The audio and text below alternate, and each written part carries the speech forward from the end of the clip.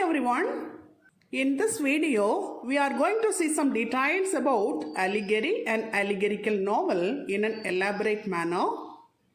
Let us see what is an allegory. Allegory is a literary device used to express large complex ideas in an approachable manner. It is a figure of speech, a narrative description of a subject under the guise of another suggestively similar. It is a form of art which presents a second meaning beneath the surface meaning. It is an extended metaphor in which the characters, action or ideas stand for some others, for a system of ideas with the meaning implied, not expressly stated. Allegory is a metaphor extended into a complete story. The word allegory comes from the Latin word allegoria, which means speaking to imply something else. Allegory is a simple story that represents a larger point about society or human nature, whose different characters may represent real life figures. Situations in the story may echo stories from history or modern day life without ever explicitly stating this connection. A parable is an allegory in short form, and a fable is a short story in prose or verse. A certain moral lesson may be learned from it. Allegory is a symbolic fictional narrative that conveys a meaning not explicitly set forth in the narrative, and it may have meaning on two or more levels that the reader can understand only through an interpretative process. Allegorical stories are figurative rather than literal. They therefore require interpretation from readers. The characters and events in these novels represent moral, religious, or political qualities or ideas. For example, John Bunyan's The Pilgrim's Progress. Allegory is used in writing to express large, sometimes abstract ideas or to comment on society. George Orwell's Animal Farm talks about controversial ideas that might be too dangerous to talk about explicitly. There are three types of allegory. They are biblical allegory, classical allegory, and modern allegory.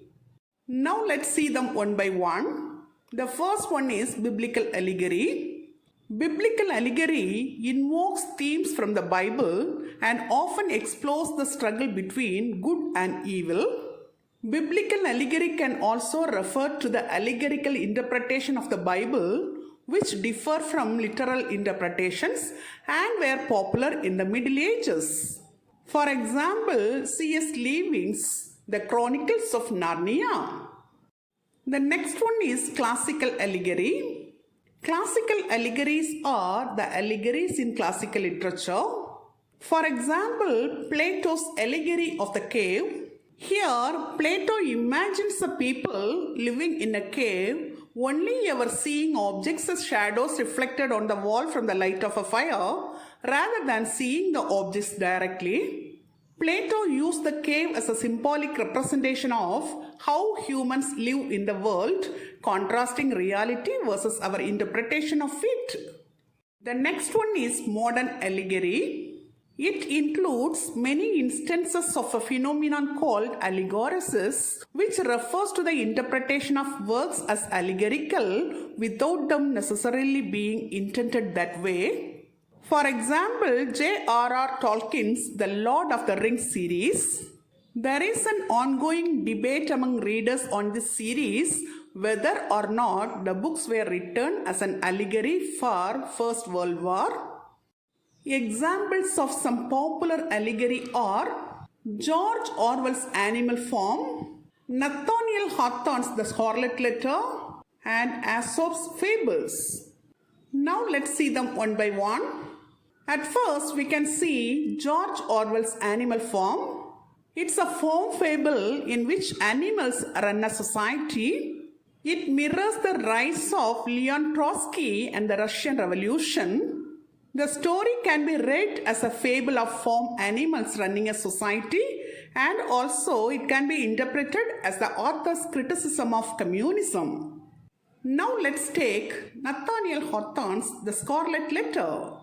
It was published in 1850.